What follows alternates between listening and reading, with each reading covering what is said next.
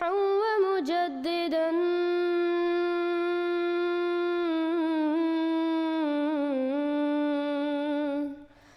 فارنوا بنظر طاهر وجنان.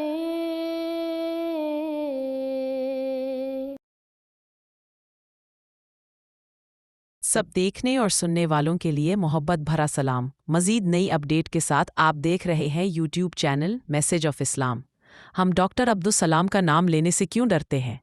پہلے یہ ویڈیو دیکھتے ہیں، پھر ہم اس پر آگے بات کریں گے. جب دنیا مان رہی ہے تو ہم نے کیوں نہیں مانا؟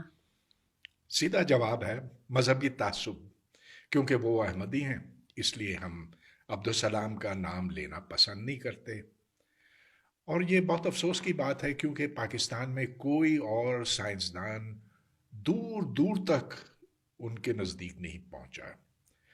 صرف نوبل پرائز کی بات نہیں ہے، نوبل پرائز تو ہر سال دیے جاتے ہیں، لیکن ان کا اتنا بنیادی، اتنا کلیدی نوبل پرائز تھا کہ آپ کوئی سی بھی کتاب کھولیں quantum field theory, particle physics میں، ادھر عبدالسلام کا نام بہت نمایاں ہوگا.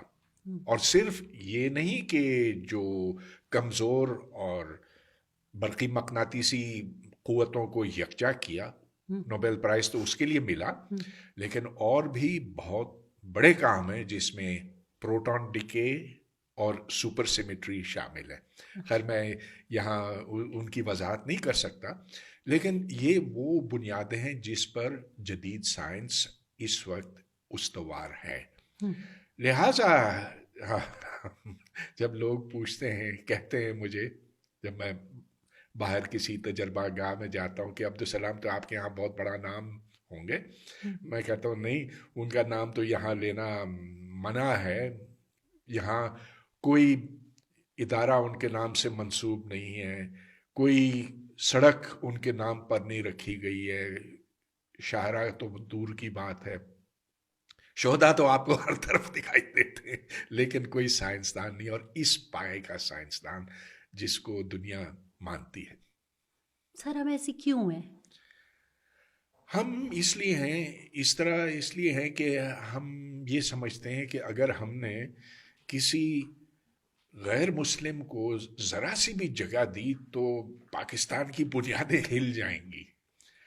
اب افسوس یہ کہ سائنس ایک بہت بڑی عمارت ہے جس کو بہتوں نے تعمیر کی ہے.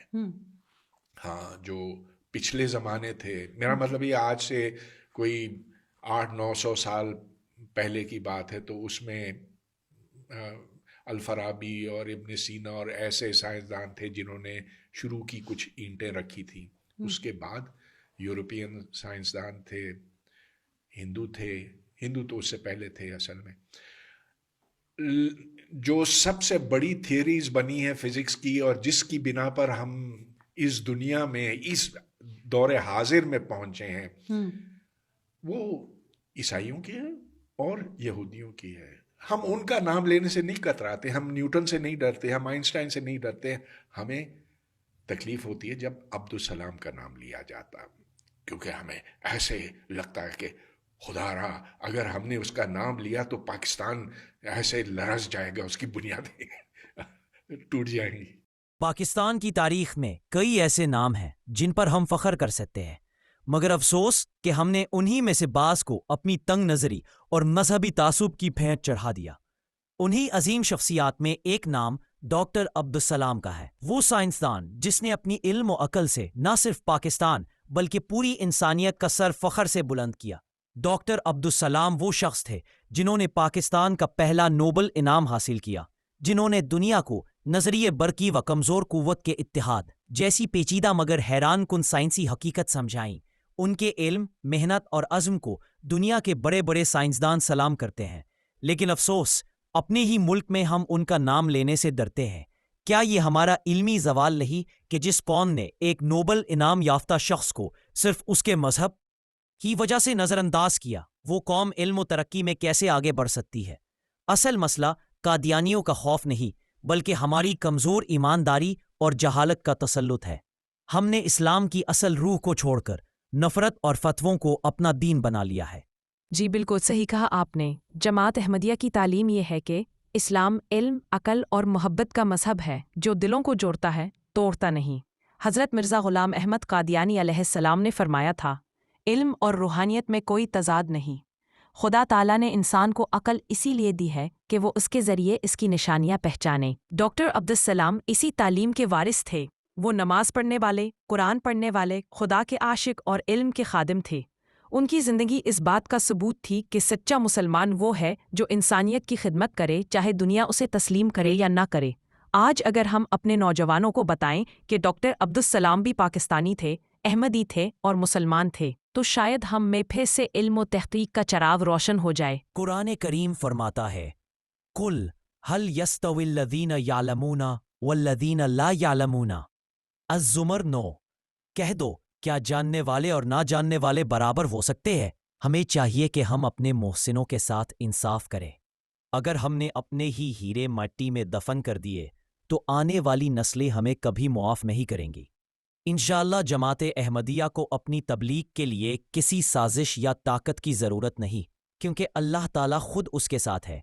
ये जमात इल्म, अमन और मोहब्बत के साथ आगे बढ़ रही है और दुनिया देखेगी कि इस्लाम की असल रोशनी इसी जमात के ज़रिया एक बार फिर चमकेगी।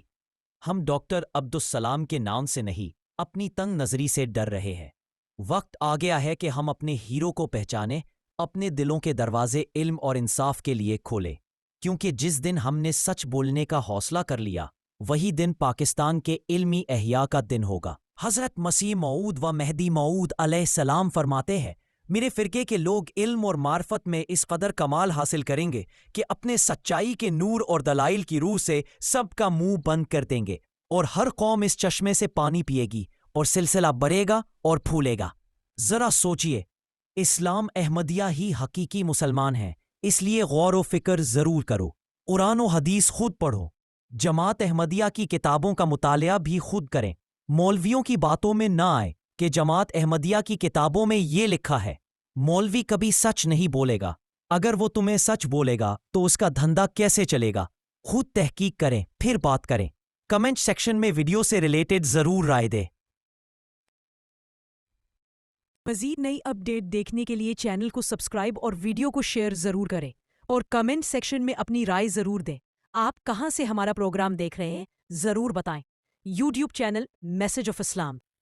हम तो रखते हैं मुसलमानों का दीन, हम तो रखते हैं मुसलमानों का दीन।